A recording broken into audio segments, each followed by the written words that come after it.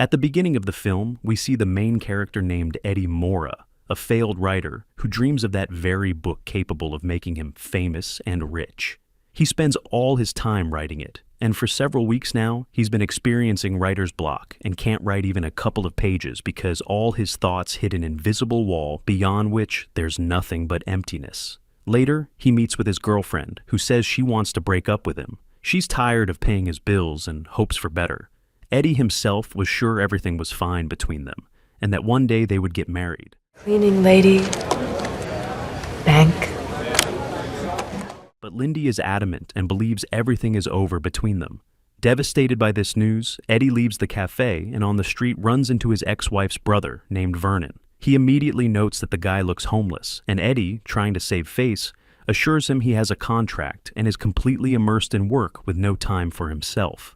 Such an explanation doesn't convince his brother-in-law, and he suggests Eddie grab a drink. Vernon admits he hasn't been in touch with his sister for a long time because she moved out of state. And Eddie shares that during all this time, he hasn't written a single line and is falling further and further behind schedule. Then Vernon, who works at a pharmaceutical company, offers help in the form of a special pill capable of engaging the full potential of the human brain at 100%, since humans only use 30%. But Eddie refuses, especially since he has nothing to pay for the drug, which costs $800. But his former brother-in-law simply gives him the pill, leaves a business card, and leaves. He looks at the pill and realizes he has nothing left to lose, and he decides to take the drug. The pill works instantly, and encountering the landlord's wife on the landing demanding payment for rent, Eddie, in a matter of seconds, reads her condition and understands she has a problem at college. He sees uncertainty and confusion in her eyes. While she yells at him, he notices a book in her bag and realizes the girl is studying law. That's none of your business. Something wrong in law school? How do you know I'm in law school? The stream of knowledge that had been stored in his subconscious for years begins to form into clear thoughts, and having calmed her down, he even helps compile the necessary notes. In 45 minutes, it was a polished gem. She was pleased. Returning to his apartment, Eddie realizes he's living in a real pigsty, and if he wants to bring order to his mind, he'll have to start with the surrounding chaos. Energy literally overwhelms him, and having finished cleaning, he decides not to stop and immediately sits down to write his book. Words themselves line up into coherent, precise sentences, and having worked until late at night, Eddie falls asleep. But in the morning, he realizes the abilities have disappeared, and everything that yesterday seemed limitless has been reset. However, something remained. He shows the written text to his editor, and by the time he gets home, she's left several messages on the answering machine. She's amazed by his work. Eddie wants to call back, but realizes the text wasn't written by him, but by a different Eddie. Eddie, give me a call when you get in. It's a little grandiose, but I'm still reading. Realizing he needs the pill again, he heads to Vernon, who greets him with a beaten face. His brother-in-law doesn't say who did it, but admits that NZT hasn't been approved by the ministry yet, and its production is completely illegal. When Eddie confesses he needs another pill, Vernon agrees to discuss it, but asks him to pick up his suit from the dry cleaners and grab something for breakfast. But when he returns, Eddie discovers Vernon is dead and immediately calls the police. Almost instantly, he guesses the killer was looking for the pills and possibly didn't find them. Realizing the apartment is already turned upside down, Eddie doesn't stand on ceremony, and in search of the coveted package adds even more chaos, not thinking about the consequences. Finally, in the oven, he finds what he was looking for, as well as a stack of money. Having hidden the package, he opens the door to the arriving police. At the station, he claims he didn't know what Vernon was involved in and met him completely by chance. The police release him, asking him to leave a phone number, and returning home, he immediately takes a pill. His consciousness clears again. The world becomes sharp and orderly, and Vernon's money, multiplied by a powerful surge of motivation, allows Eddie to finish the book in just 4 days. 1 pill a day, and his possibilities seem limitless. He rapidly changes, turning into a confident person who navigates absolutely everything.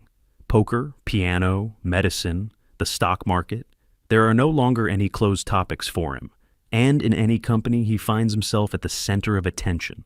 Fear and shyness disappear, and he can no longer stop because the feeling of omnipotence literally overwhelms him. And soon, an idea begins to form in his head that should take him to a completely new level. He starts studying the stock market, and with the help of Vernon's last $800, in just a couple of days he earns $7,000. However, such growth seems too slow to Eddie, and banks refuse to give loans to a person without a stable past. So he turns to a Russian criminal authority named Gennady, who agrees to give him $100,000 at high interest. With the support of Kevin, his new acquaintance, he gets a job from where he begins seriously trading on the stock exchange. Under the influence of the pill, Eddie turns into a flawless machine for analyzing markets, and by the end of the week, there's more than $2 million in his brokerage account. Rumors about the successful trader spread quickly, and soon Kevin reports that a very serious financier named Carl Van Loon has scheduled a meeting with Eddie. Such a change can't help but affect his personal life as well. Lindy agrees to have dinner with him, and the new Eddie impresses her with his impeccable Italian and amazing ability to guess her emotions. Very soon they're together again. However, against the backdrop of this success, two things begin to trouble Eddie. He increasingly notices that an unknown man is following him, and he himself encounters bouts of disorientation, as if the reality around him is beginning to lose stability. Finally, the day of the meeting with Carl Van Loon arrives. He says little and prefers to listen to the story of how in just 10 days Eddie managed to multiply his fortune many times over. The simplicity and simultaneous brilliance of his approach attract the attention of Van Loon's assistant, although he senses in the young broker a dangerous self-confidence bordering on megalomania. Already in the car, Van Loon offers Eddie to look at a list of companies, and in just a few minutes, he understands that the magnate is preparing a major merger deal with Hank Atwood's business. Carl barely hides his surprise at how quickly the newcomer calculates the situation, and when Eddie points out the risk of the deal falling through, the magnate schedules another meeting with him. Inspired by Van Loon's interest in his abilities, Eddie decides to take a walk.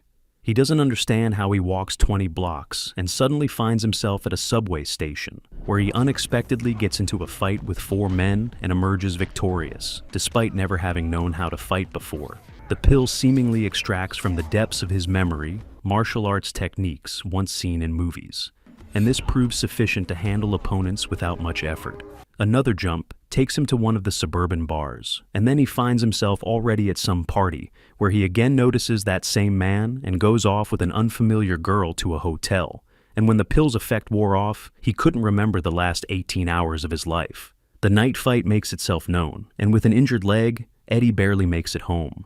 Waking up the next day, he begins to understand that the drug is negatively affecting his condition, and having refused the pill, he decides to work on Van Loon's documents. However, for ordinary Eddie, these papers look like a set of hieroglyphics. Due to refusing the drug, he feels bad and asks Kevin to reschedule the meeting with Van Loon, but he insists, being confident that such a person won't give a second chance. At the appointed time, Eddie still comes to the meeting, but without the pill, he feels vulnerable and constrained. From Carl, he learns that 2 years ago, no one had heard of Hank Atwood, and now he heads one of the largest energy companies. However, Eddie's thoughts are occupied with something completely different. The news reports the body of Maria Winter has been found, and Eddie realizes with horror that this is the very girl with whom he secluded himself in a hotel room the day before. Witnesses saw an unknown man near her, and this information makes Eddie nauseous. And in panic, having fled from the meeting, he returns home.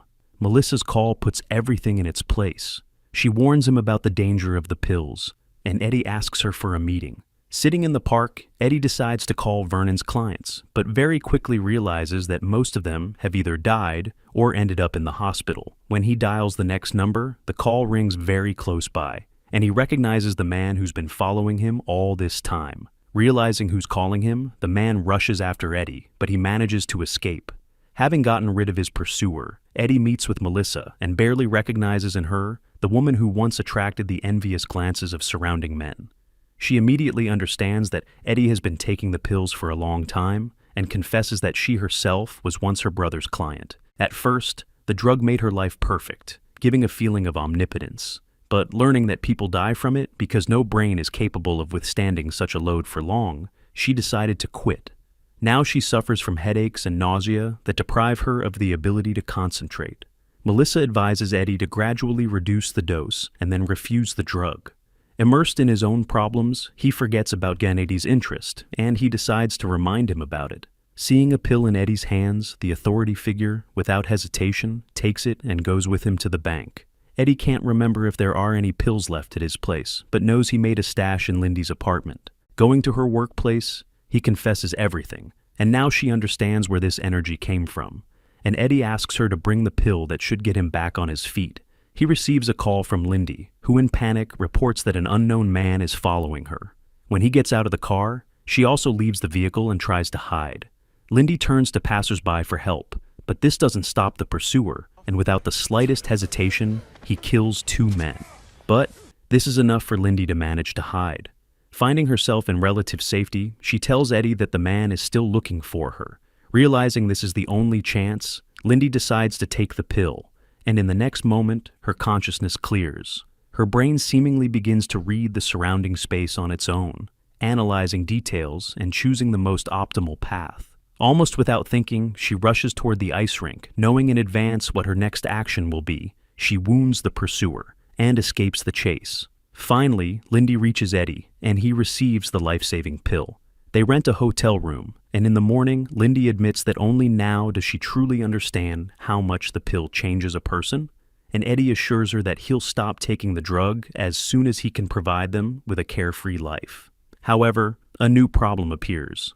The effect of the pills made a strong impression on Gennady, and Eddie gives him several pills, trying to buy time. Realizing the danger, he hires bodyguards and asks them to keep their distance, not attracting unnecessary attention. Don't wear the same color suit. This isn't the Matrix. Eddie finally meets with Von Loon, who admits that after studying the prepared report, he fired several employees who couldn't do what one person did. So, 2 months after starting to take the pills, Eddie becomes a key intermediary in the largest corporate merger in history. Understanding that sooner or later the pills will run out, Eddie offers a chemist $2 million to create a new batch of the drug, and he agrees. To always have pills at hand, he asks his tailor to make hidden pockets in all his suits. However, the situation soon becomes complicated when Eddie learns that a witness in the Maria Winter case has identified him as the man seen near her on the evening of the murder. He hires the best lawyer in New York and finds out that all traces at the crime scene were carefully destroyed.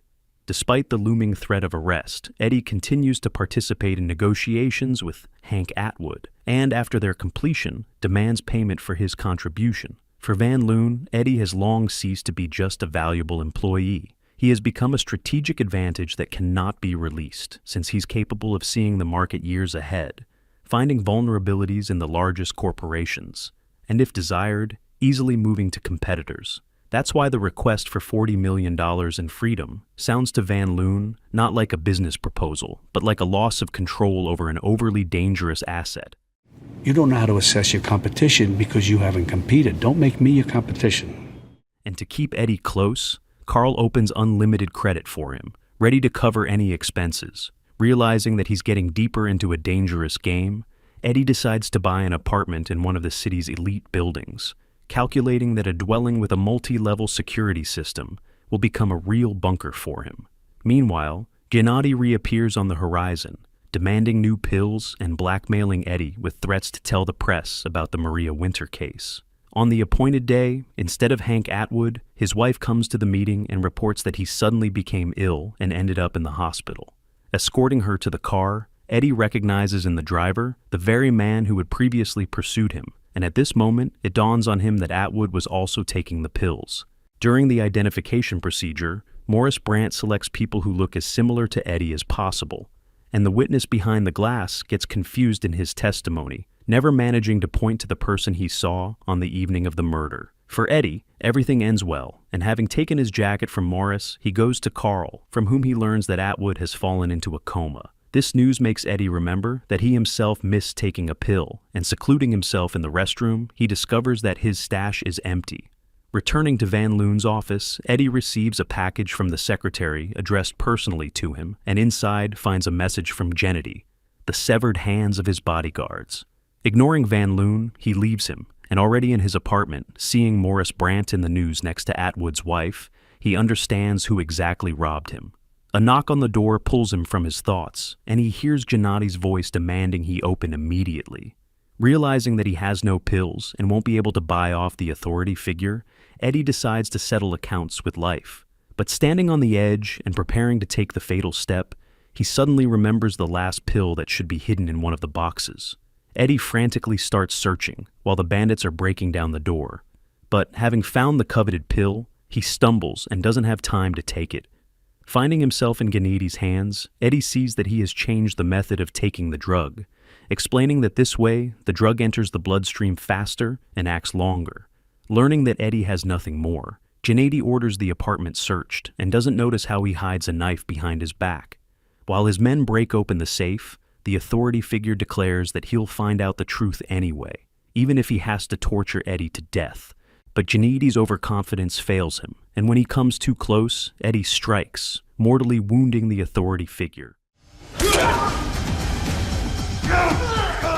This last push takes too much strength from him, but suddenly he realizes that the drug is in Gennadi's blood, and pressing to the floor, he begins greedily drinking it. The drug immediately begins to work, producing the already familiar effect. Consciousness clears, thoughts again line up in perfect sequence, and a clear plan forms in Eddie's head. Calculating his opponent's actions several steps ahead, he deals with them, and once again avoids imminent death.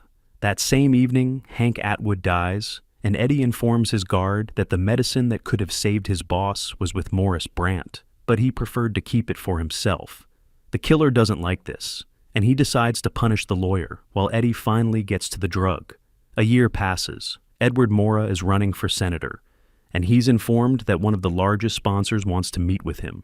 Van Loon quickly understands how high Eddie is aiming, and makes it clear that he knows about the drug. He found out which lab was producing the drug for Eddie, bought the company, and closed it, thereby becoming the only person capable of resuming production.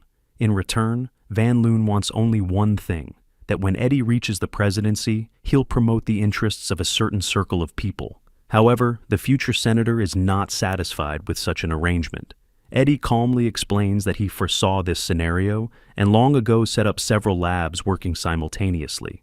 Moreover, throughout the entire year, he collected information about Van Loon himself and prepared countermeasures in case he decided to attack. No matter how hard Carl tries to outsmart him, Eddie still sees the situation several steps ahead.